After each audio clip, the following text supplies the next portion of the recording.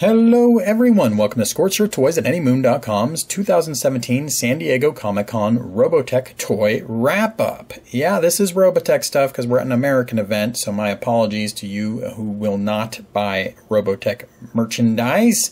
I am only talking about toys today, so I'm not going to be talking about this guy. And I am not going to be talking about any of these new things that are in the works, for now at least. I'm focusing on toys. That said, there were a number of manufacturers who were not present in San Diego. We're going to start with Prime 1, who's working on a VF1 Batloid mode statue. The rumor is now that they're also working on a fighter mode statue. Then there was Kids Logic, who's got a lot they've got going on. There's the 1/6 scale Rick Hunter action figure. Now there's also the 1/6 scale Rick Hunter cockpit from his custom VF1J. That is huge, obviously. There's a new Max figure they're working on. They're also working on an over 1 meter tall SDF1 statue with over 200 lights and a smoke effect, we've learned since Comic-Con. There's also a 1/4 scale Cyclone figure that they're working on, again with LED lights. Also not present was Kit's Concept, that is. They're currently pumping out a whole bunch of repaints of their super deformed VF1 toys. They've also got some interesting prototypes. One in particular is the SDF1 1/2000 scale toy that they're currently working on. We'll keep an eye on that, as that certainly would make it to my website if it does come out. Sadly, we also did not see Sentinel there pitching their newest ride armor toy. Look for them to be in Tokyo next weekend at Summer WonderFest. Toynami was once again present at San Diego Comic-Con, and they were perhaps winning the biggest surprise with their 1/60 scale Robotech Alpha toy that you can see in this video I've taken here. You can also see they've got the 3 different heads already mocked up, so you should expect at least 4 volumes, and they've got posters showing the first 2 volumes there as Scott and Rook's Alphas.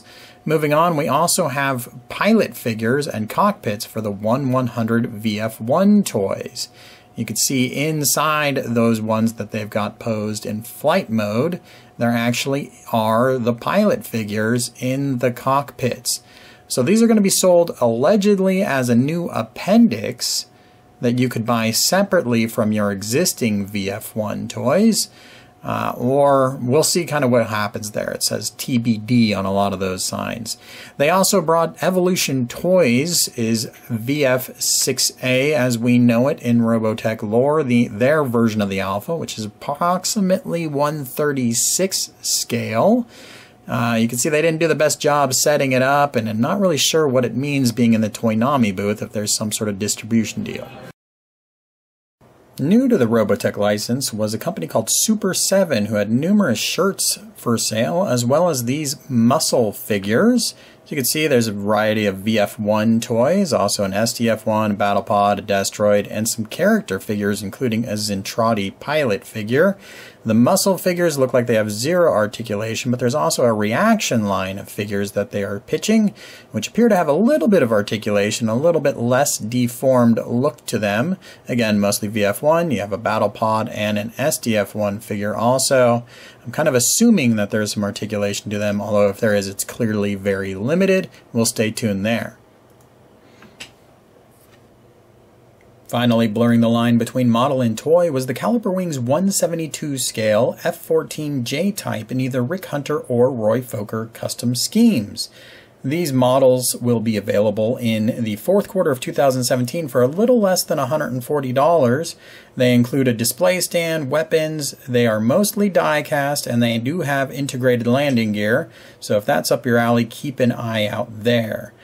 Are you having a hard time keeping track of all these releases? So was I. So I've created a post on Anymoon.com that is always on the front page that shows all of the upcoming releases, their release dates, how much they're supposed to cost, and it's color-coded to let you know if a toy has missed its release date.